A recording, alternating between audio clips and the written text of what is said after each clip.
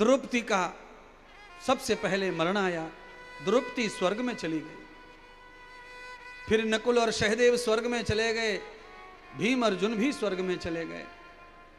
अंत में धर्मराज युधिष्ठिर रह गए। बड़ी दुर्गति हुई धर्मराज की मृत्यु के समय।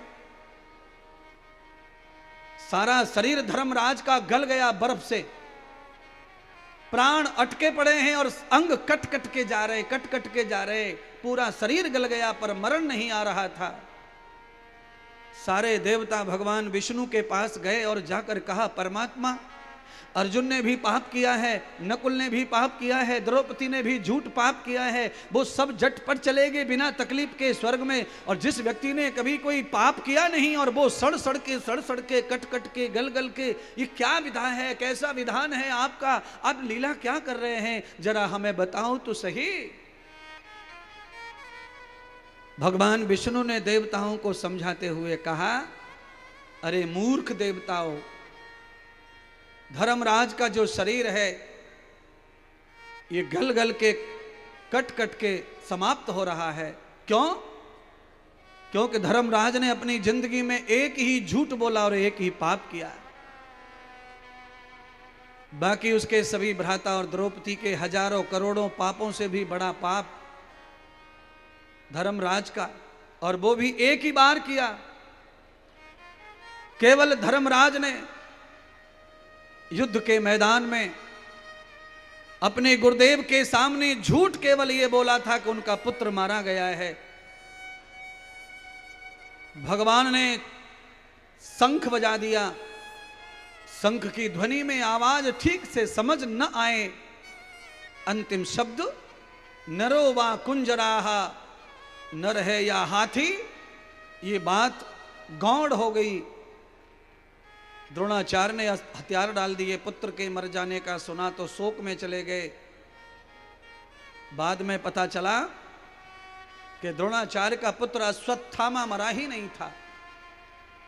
भेद करके द्रोणाचार्य को मारने के प्रयोजन था।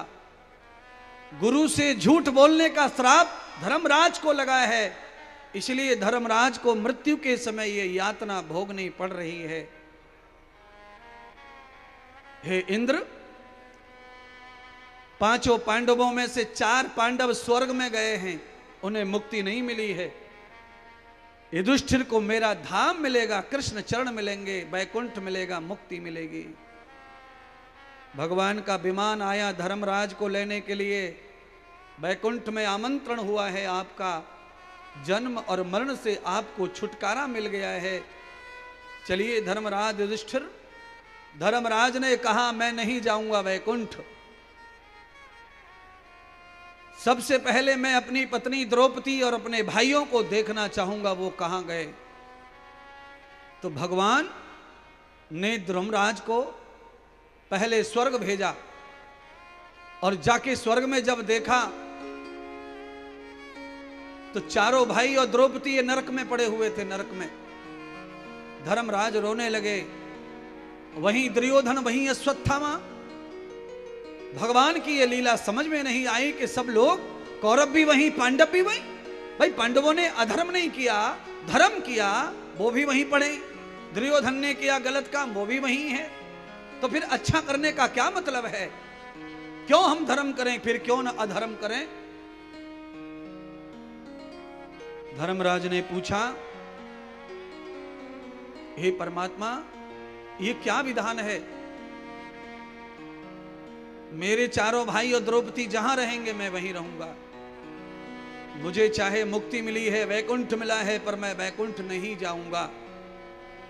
द्रौपदी और मेरे चारों भ्राता मुक्त होंगे तो ही मैं मुक्ति को प्राप्त करूंगा, अन्यथा नहीं करूंगा।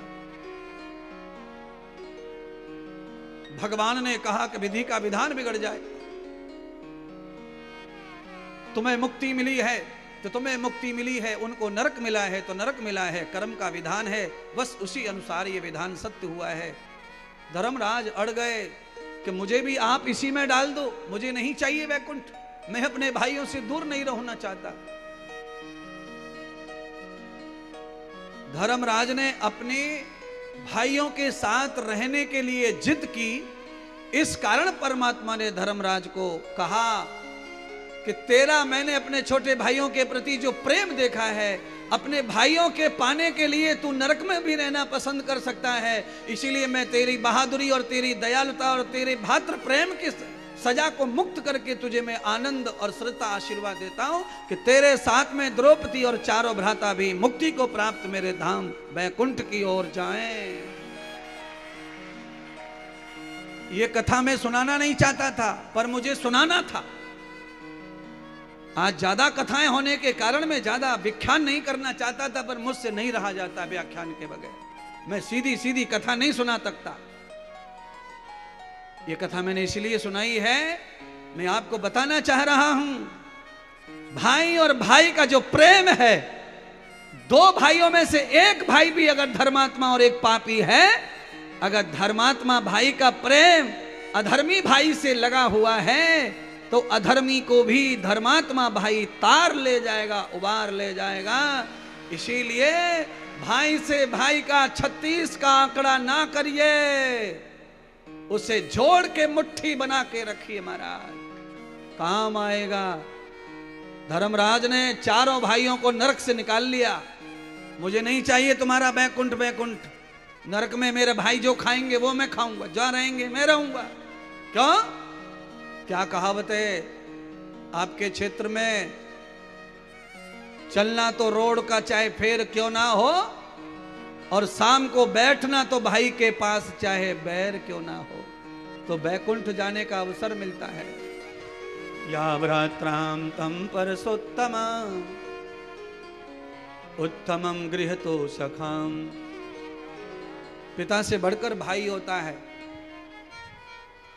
इसलिए मनुस्मृति में जो बात कही है वो सुनो।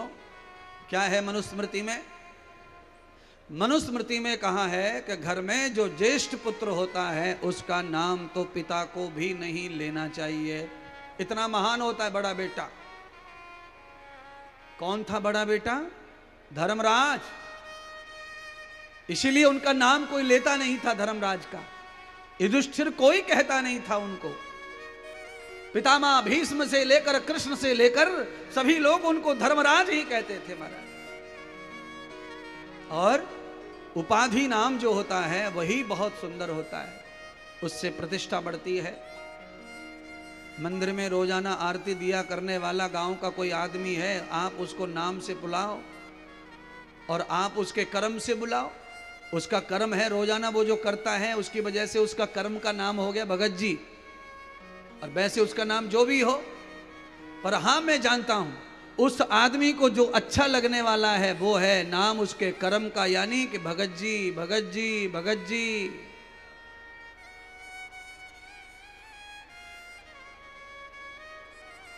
आपका भी नाम, आपका भी कोई नाम ले तो आपको ज्यादा अच्छा नहीं लगता। आपके नाम के साथ में कोई पुट लगावे तो आपको बहुत अच्छा लगता है।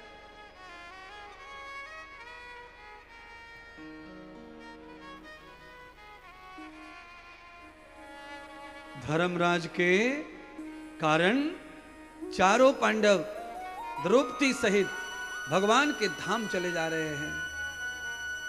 पांडव, धर्मराज का एक पालतू कुत्ता वो रह गया चिक्कारते रोते बिलकते। धर्मराज को स्मरण आया कि जिस कुत्ते ने महाभारत में कभी साथ नहीं छोड़ा, लाक्षागृह में गए, वनवास में गए, कुत्ता साथ में ही था। आज हमारा स्वार्थ पूरा हो गया तो हमने कुत्ते को छोड़ दिया। धर्मराज पांचों पांडवों को लेकर, द्रौपदी को लेकर के लौट आए।